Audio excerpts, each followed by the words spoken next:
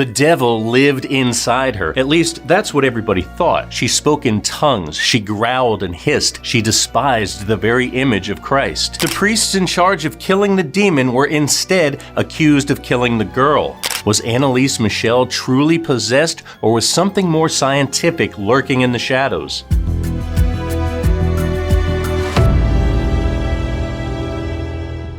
Welcome to True Crime Recaps. I'm Chris. The idea of demonic possession has fascinated moviegoers since the early 70s. Since the original Exorcist, there have been over a dozen films made about Catholic exorcisms. 2005's The Exorcism of Emily Rose was a hit-or-miss movie for many horror fans, but what makes it extra scary is the fact that it's loosely based on a true story. In 1960s Germany, a teenager named Anneliese Michel had a seizure that changed her life forever. She exhibited all the signs you see in Hollywood. She spoke in tongues, she recoiled at religious symbols, and she talked with that haunting guttural growl. Her feet burned when stepping on holy ground. She couldn't bear the image of Jesus Christ. She heard voices that told her she was damned to rot in hell. Her strict religious parents saw the demonic writing on the wall. Satan took their little girl. The church was her only chance at salvation. Sadly, the only devil in Anneliese's story is ignorance. She needed medicine, not holy water. Some believe the demons got the better of Anneliese on July 1st, 1976, killing her while she slept. But the real culprits, according to the German courts,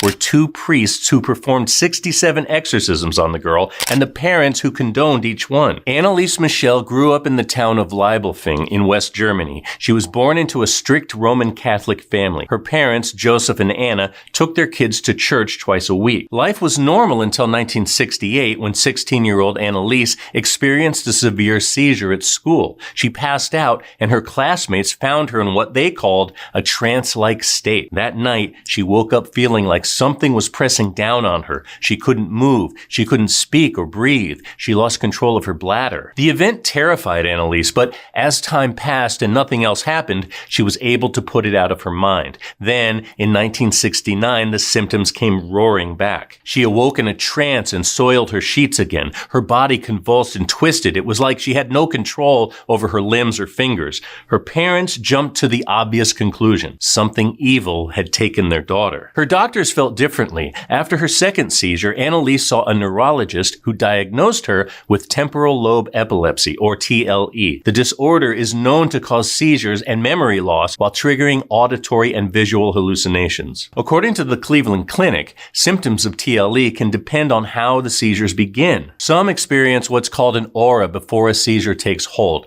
The patient is awake and conscious during their aura and fully aware it's happening. They may experience deja vu, or the opposite, the feeling of unfamiliarity. They'll have a sudden sense of panic, fear, and anxiety. They can seem angry, sad, or joyous without reason. They'll feel sick to their stomach, like riding a roller coaster. Their five senses will be all over the place. The symptoms can get worse, leaving the person staring into space. They'll fidget with their hands, eyes, and mouth. They'll seem confused and have unusual speech. Your temporal lobe is responsible for processing memory and sound. It interprets vision and governs speech and language. It also helps manage unconscious responses like thirst, hunger, fight or flight, and sexual arousal. Why are we telling you all this? Because all the symptoms of TLE coincidentally align with the classic signs of possession. Anneliese experienced her third seizure in June of 1970. By then, she was already staying at a psychiatric hospital. They gave her anticonvulsive drugs, but nothing seemed to work. She claimed to see devil faces throughout the day. She became deeply religious, almost obsessively religious. Medically, this is called Geschwin's syndrome. It's rare, but possible in TLE patients. They'll display excessive moral concerns. They'll lose interest in sex, and they'll become deeply religious. It stands to reason that because Anneliese grew up in a very Catholic household, she subconsciously assumed her afflictions were a punishment from God. But despite her suffering, Anneliese tried to live a normal life. She enrolled at university in 1973. College didn't help her case. Her behavior changed drastically. She was withdrawn and irritable. Sometimes she'd lash out in anger and spiral into a prolonged depression. Suicide crossed her mind, and she was convinced someone or something was manipulating her. She told her psychiatrist that she could not love. She felt castrated and ice cold. To her boyfriend, she said, "I can't feel any love at all. I am numb." According to her her friends, Anneliese began associating with a group they considered religious zealots. All she wanted to talk about was God and religion. She even claimed to have visions of the Virgin Mary. But even talking about God or being around Christian symbols became impossible. She couldn't stand the sight of a crucifix. Believing she was possessed by a demon, Anneliese visited a commune that organized Christian pilgrimages. While there, she couldn't walk by a cross and refused to drink water from the holy spring. The priest said she couldn't enter the shrine. Anneliese approached with hesitation like a frightened child. She said her feet burned like the ground was on fire the closer she got. Back home, Anneliese deteriorated. She began crawling under tables and barking like a dog. She refused normal food. Instead, she ate spiders, insects, and pieces of coal. She'd lick her own urine off the floor and one time bit the head off a dead bird. She slept 1, maybe 2 hours every night. When she wasn't sleeping, her parents could hear her screaming in agony through the walls. She'd fall to her knees nearly 600 times per day. It got so bad she wound up shattering her kneecaps and tearing the ligaments. Her medication wasn't helping, though there were doubts she was taking it. She begged for an exorcism, but the church denied her twice. Enter Father Ernst Alt, who claimed Anneliese didn't look like an epileptic. He believed she was possessed by a demon and urged the local bishop to allow an exorcism. You see, priests can't just go around exorcising demons. They have to get permission from the local bishop after exploring all medical avenues. At the time, the Catholic Church was using exorcism guidelines from 1614. Now, for the record, they didn't revise the old guidelines until 1999. Signs of demonic possession include aversions to holy water, the ability to speak in unknown languages, and superhuman strength. The possessed will also spit, curse, and excessively masturbate. In September 1975, the local bishop approved the exorcism of Anneliese Michel. He assigned the job to Father Rentz. He gave his blessing based solely on Father Alt's written word. He never asked for Anneliese's medical history, and he didn't consult with her doctors or neurologists. The bishop must have had his doubts, though, because he asked the priests to carry out the exorcism in complete secrecy. Father Rentz performed the first of 67 sessions on September 24th. Anneliese began talking about dying to atone for the wayward youth of the day and the apostate priests of the modern church. Now, for the sake of context, it's important to know what was happening in the church. In the early 1960s, the Second Vatican Council met at St. Peter's Basilica in Vatican City. You might know it as Vatican II. Pope John XXIII called the meeting because he felt the church needed updating to connect with younger people. For example, before Vatican II,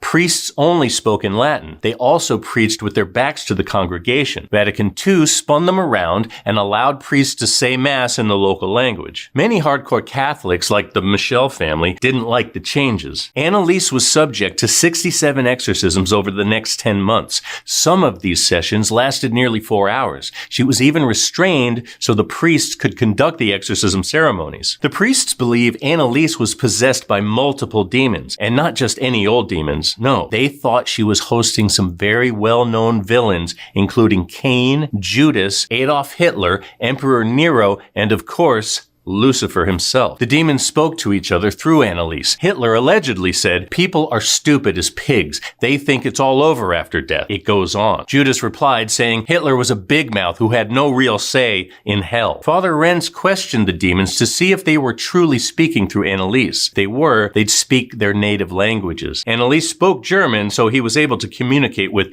Demon Hitler. Emperor Nero answered the priest's questions in Latin. However, Anneliese was familiar with Latin. She had learned it in school. She also went to church bi-weekly where the priest only spoke Latin. It's reasonable to think she picked up a few religious words. To test the demons, Father Rentz asked a question in Chinese. The demon answered back, "If you want to ask something, ask it in German." They quickly followed up with, "But I did understand that." By now, the family was fully invested in the exorcisms. They stopped consulting with doctors and giving Anneliese any medication. She wouldn't eat or drink either. Anneliese fell to pieces before their eyes. By the end, she weighed about 68 pounds. Her final exorcism was on June 30th, 1976. She was rail thin, frail, and covered in bruises and scars. Her knees were broken, her eyes were blackened, her skin looked like it was vacuum sealed to her bones. Her final words begged for absolution. She looked at her mother and said, "Mama, stay with me. I am afraid." Around 8 a.m. the following day, Anna Michel found her 23-year-old daughter dead in bed. An autopsy confirmed she died of severe malnutrition malnutrition and dehydration. When they asked why the priests never sought medical help, Father Alt said he didn't consider her dangerously ill. If he had, he would have called for help immediately. Father Rent sang a different tune. According to the exorcism ritual before it was revised in 1999, the clergy should not burden themselves with medical matters. The ritual said nothing about the priest's responsibility for the physical well-being of the possessed. It didn't take a genius to realize that Anneliese was dying before their eyes. All they had to do was call a doctor and she would have lived. Instead, they confused a crippling mental disorder for demonic possession. In 1976, Father Alt, Father Rentz, and Anneliese's parents were all charged with negligent homicide. The medical community attested that Anneliese was not possessed. The symptoms were the psychological effects of TLE combined with her strict Catholic upbringing. In 1978, all four were found guilty. Fathers Alt and Rentz were technically sentenced to 6 months in jail, but those sentences were suspended. As for Anneliese's parents, the courts ruled they had suffered enough. All they had to do was split their legal costs. Nobody ever went to jail. Years later, a conference of bishops retracted the claim that Anneliese was possessed. They also banned exorcisms in Germany. 2 years after her death, the Michels exhumed Anneliese's corpse. They wanted to give her a proper burial, as she was hastily buried in a cheap coffin after she died. Her body showed signs of normal deterioration. There were no demons keeping her preserved. Today, her grave is a popular Catholic pilgrimage. They say her suffering atoned for wayward priests and sinful youth. So what do you think? Was Anneliese Michel truly possessed by the devil? Did Nero, Hitler, and Cain use her as a vessel to step foot in the mortal realm? Or was she suffering from a severe mental disorder that drove her past her breaking point? Science says one thing, the faithful say another. But before we say goodbye, I have a quick fun fact for you. Exorcism is more popular than ever these days. The official exorcist for the Archdiocese of Indianapolis said he received over 1,700 requests in 2018. Other ordained exorcists get over a dozen calls every week. Who knew there were so many demons? The church is currently training exorcists in Chicago, Manila, and Rome. In 2011, the U.S. had less than 15 known Catholic exorcists. Today, there could be well over 100. There are no official records or stats kept about practicing exorcists. Most communities hide their exorcist's identity to avoid unwanted attention. I mean, you wouldn't want Satan to know who's coming to drive him out, right? And that's your recap. Thanks for hanging out with us today. If you like getting all the crime in half the time, go ahead and tap that subscribe button and the bell so you never miss a story. We're here Wednesdays, Saturdays, and Sundays, but don't go away. Catch up on more recaps right here, right now. Until next time, take care.